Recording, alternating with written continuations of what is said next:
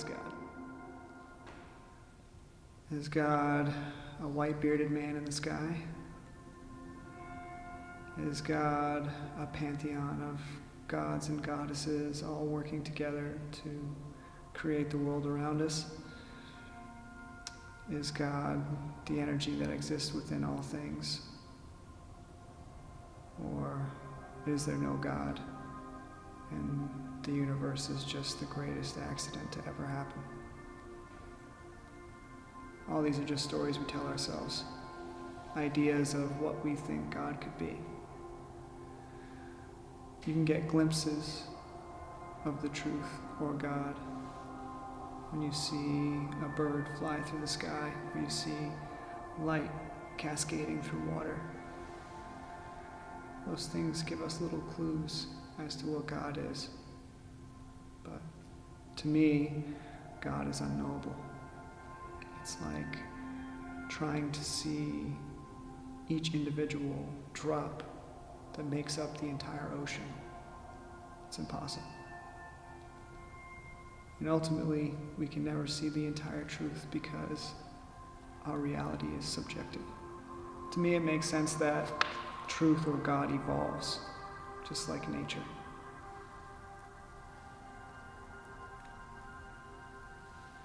So many times I see people who look at science and they think, well, if all these things about science are true, religion and spirituality must not be true.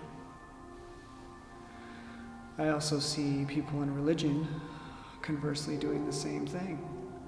They have holy books that are contrary to science, and so they close their eyes to the facts that are presented there and pretend that they aren't true. People in the New Age movement who judge those of traditional faiths like Christianity, Islam, or Buddhism look at them like somehow their spiritual practice is better. Same thing with vegans who look at meat eaters like they may be less than, less spiritual, less aware, or people who practice nonviolence and judge those who practice martial arts. All of this is dogma. Imagine a world where our different cultures and ideas and ways of looking at the world inspired curiosity rather than judgment and hate. The easiest way to tell that you're trapped in dogma is to ask yourself, are my beliefs bringing me more joy? Are they making me inclusive? Are they bringing a greater sense of love to my life? Or are they creating more divisiveness, hate, and judgment?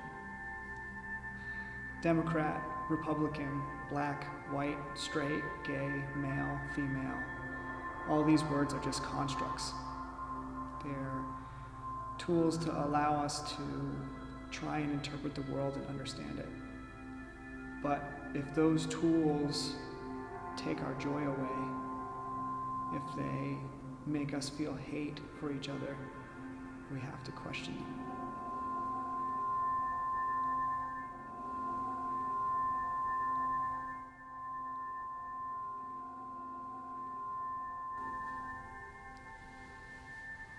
To be truly free, you have to be free from dogma.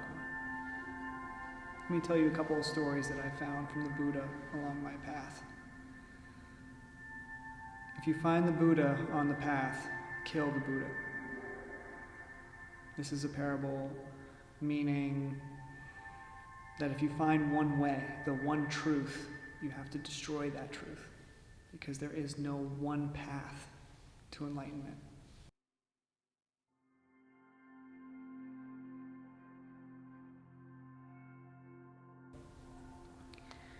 When I point to the moon, do not mistake my finger for the moon.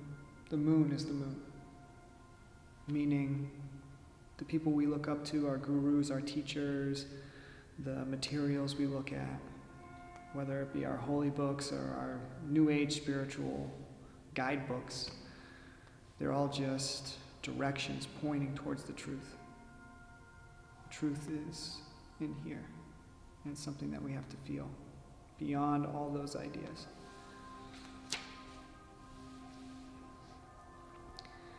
For years, the Buddha trained his students in the Heart Sutra.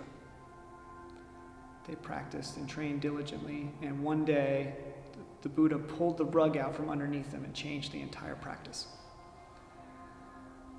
Many of the students dropped dead and died right there. This story is a lesson about flexibility. If you are too rigid with your way of thinking and the way that you learn, it can literally kill you. So many people are unwilling to bend in the wind. They're inflexible, unable to open their hearts and their minds to new information.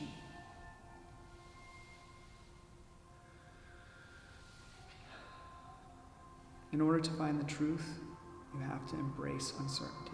If you don't, you'll be trapped in a tiny prison cell of your subjective experience, your beliefs, and your thoughts. Meanwhile, the truth is all around you, trying to show you what's real.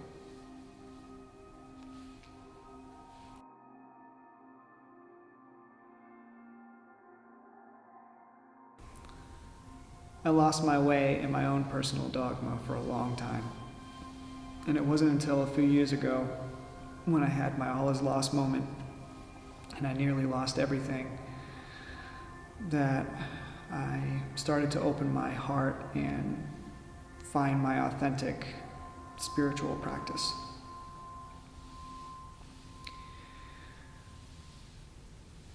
A few years back, I decided to take some LSD. And at the time, I was really convinced that drugs were the best way to expand your mind, to take it to the next level. And I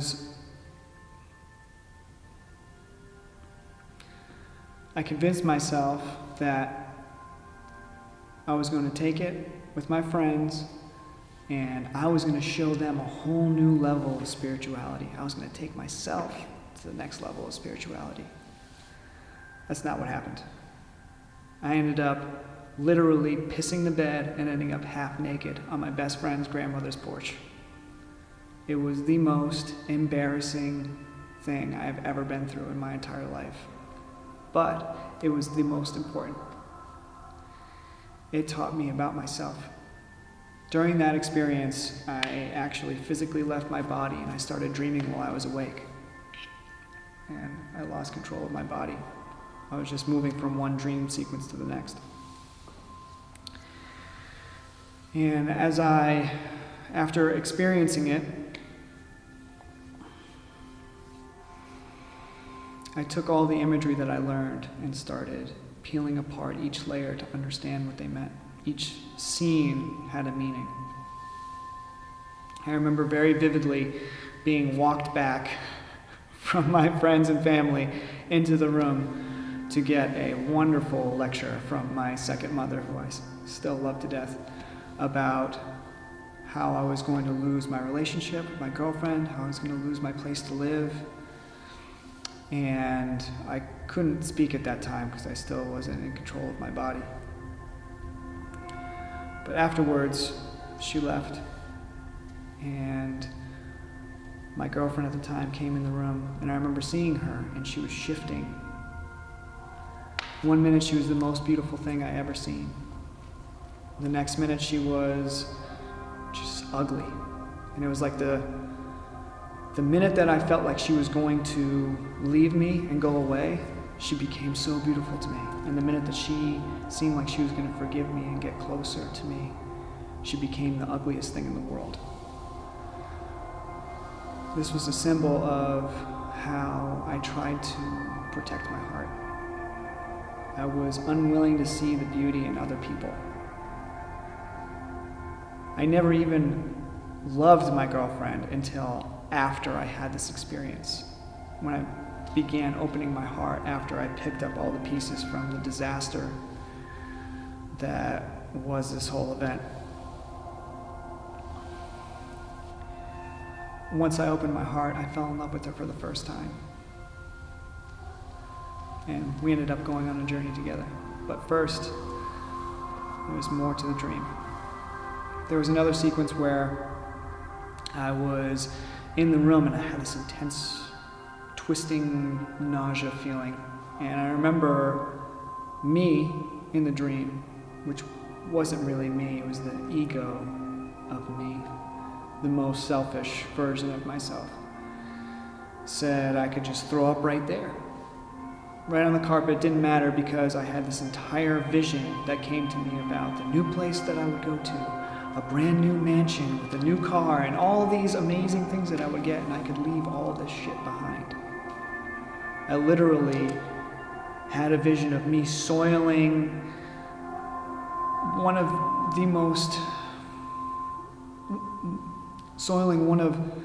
the only places I ever felt truly at home, and leaving it behind for an imaginary idea. The symbolism there was to show me to be thankful for what I have. I had 2 of these experiences back to back, because the first time wasn't embarrassing enough. Luckily, the second time, I was confined to a room and didn't end up embarrassing myself to anyone. But after I came to from my second dream, I remember I ended up looking at the safe where me and my girlfriend kept our money, and a painting that she made. And it dawned on me that I had almost thrown this all away by disrespecting their home, by doing drugs, by embarrassing myself, by not having control of myself, and making a mockery of their space. I was completely disrespectful. It was then I started to really learn about love. Before we go there, the last scene of the dream was me walking down the driveway while I was actually naked, and seeing my friend's old beat-up car. And I remember thinking to myself, somehow there was this convoluted imagery in my mind of me saving the world by showing up naked, that my presence would impact all of America, and from America to the rest of the world, and that I single-handedly, through this act, would enlighten the world. This was my subconscious showing me my savior complex. This idea that I have to do it all alone, that I was the one key to everything. I had another dream about that, a physical dream, after all of this had happened, where I woke up, where I was in the process of waking up, and I heard Socrates or Lao Tzu or some famous philosopher speaking, and then I had the thought go through my mind that he said all those things just for me, so that I could use them to better enlighten the world, not that he had used those same tools to enlighten thousands of people before me or more. I needed to learn humility. I thought I had gained this real big spiritual experience. I had put all my eggs into one basket, taking these drugs, and I was proven wrong.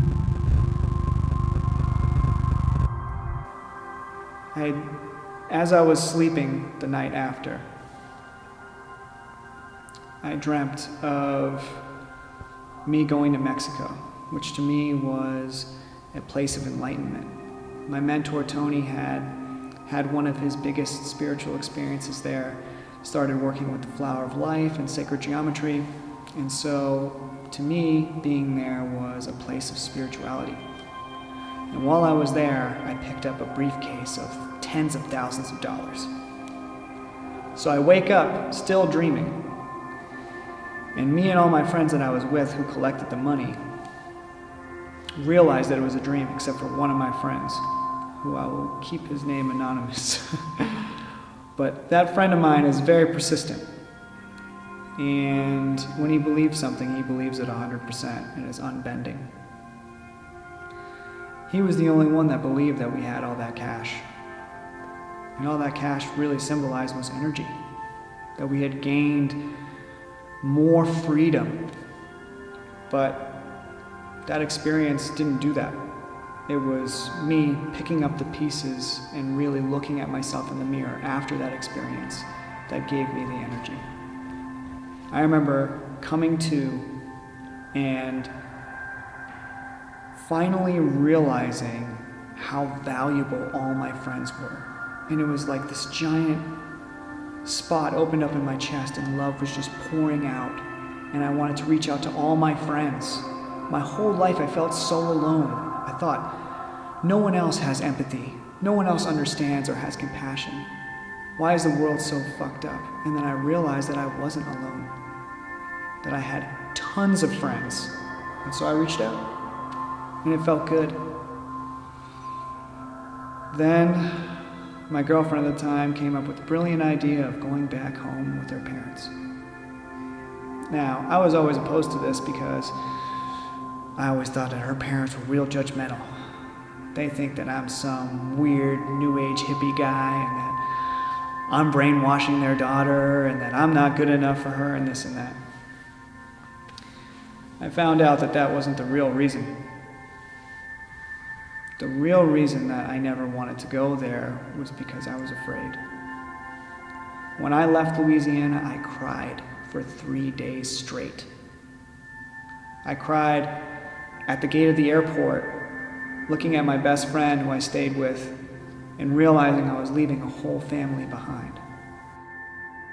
Just a few years back, I was with my friend, and he was trying to console me, telling me that it's going to be okay, that he's leaving now, that we'll see each other again soon.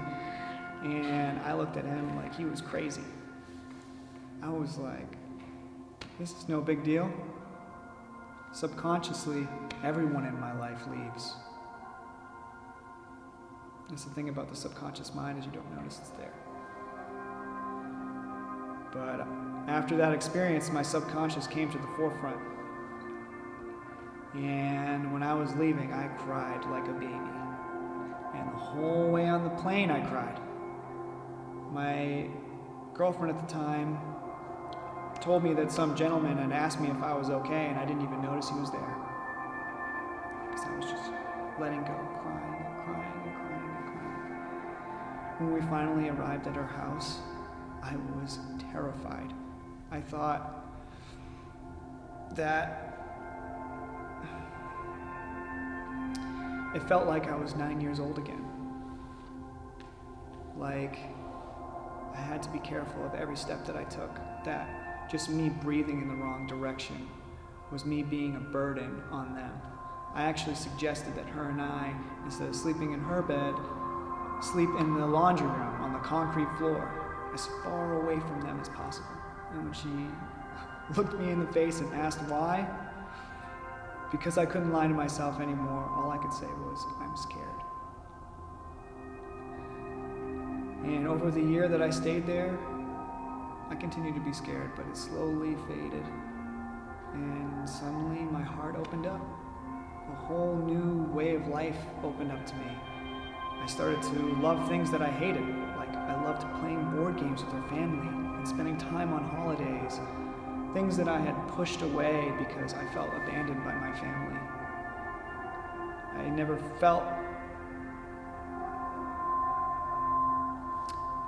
I believed that my family would never be able to provide those things.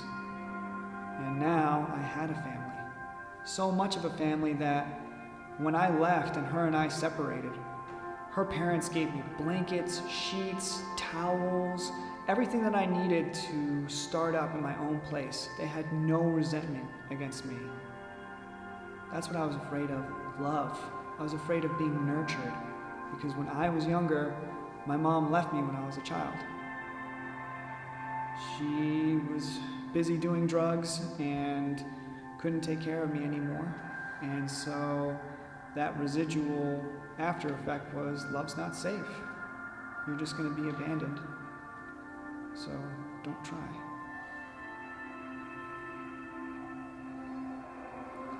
It was after all this that I started rewriting my inner story. No longer could my ego continue to make justifications about things that weren't real. these patterns in my life that I didn't even notice were there. I had no idea I was pushing people away or closing my heart. I was convinced, believed deeply that the things I thought were true. That's dogma.